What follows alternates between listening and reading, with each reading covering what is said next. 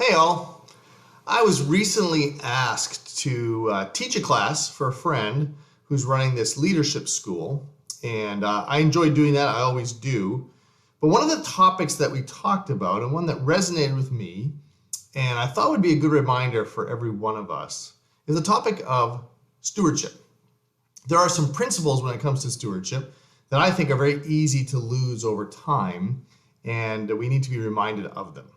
Now, I don't know how you are, but if you grew up in church, it's probably the only one who you're really familiar with stewardship. It's used in church circles a lot. It's used a whole lot outside of that in a lot of cases. But in church circles, stewardship often has this connotation of money. We call things stewardship campaigns, and we think about raising money for a new building or something else. We hear a preacher's going to talk on stewardship. We immediately assume that, yeah, he's going to talk about some other things, but really, this is about money. And so we got to get a little hung up on this, but most of us, if we've been around, know that stewardship is an all-encompassing principle. It encompasses not just our resources, which is our treasure, but our time and how we spend it, and our talents, the way we've been wired and the things we do with it. And there are lots of ways to do this, do it well, and there are people that have taught lots of classes on this, but I want to focus on the underlying principles, because I think there's three that are not original with me, but they resonate with me.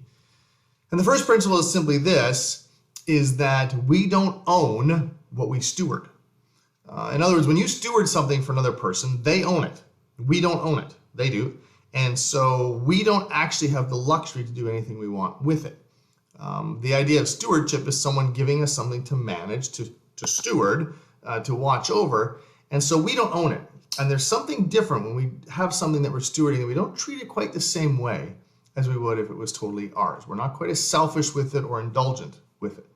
That's principle number one, which leads to the second, which is we are responsible for what we've been given. Responsible given to steward. In other words, the time that you've been given, the talents that you've been granted to by God, because He's the ultimate owner of all these things. And if He's the owner of your time and your talents and your resources, which means they're not yours, we're responsible for those things we've been given. We can't pass it off on anybody else. We can't make excuses. There's a very famous parable in Matthew 25 about a guy who went away and gave 5 talents to one servant and 2 to another and 1 to a third. And they were responsible for how they used it. They couldn't slough it off. And the third guy who did nothing with his talents tried to make excuses. And his master said, no, you were lazy and wicked. You didn't do what you're supposed to do. But that leads us to our third principle. First, we're not the owners of what we steward. And since God has given us everything, that means we are stewards of all things. We own nothing that we have. Second, then we're responsible for how we steward that. But here's the third principle, the one that I think makes the most difference. We are responsible to steward what we've been given as the owner intended it to be stewarded. In other words, we're not just stewards to do the best we can on what we have. Our responsibility is to steward things the way the owner wants them to be stewarded. If someone gives you something and there's a very specific purpose for it, maybe they're letting you steward their house while you're on vacation, or they give you stewardship of a business for a little while they're away. What you need to do is actually run that, manage that, take care of it the way they would do it, the way they want it to be done. And that means that we just don't steward our time by being good time managers. We don't just steward our money by building a budget and making good plans. We don't just steward our talents by doing the best we can. But in each case, we should be asking this question: what does the owner, in this case God, how does He desire me to steward that? And that changes the whole equation.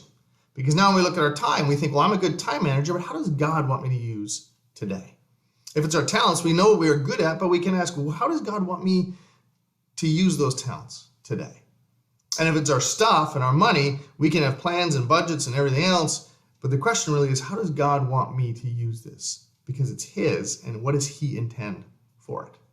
So my challenge to you today is to think over these things. Remind yourself that all that stuff that you work so hard for, that you think is yours, is really something you've been given. You're not the owner. Which means you're responsible to steward it, and you're responsible to steward it the way the true owner, God Himself, intends.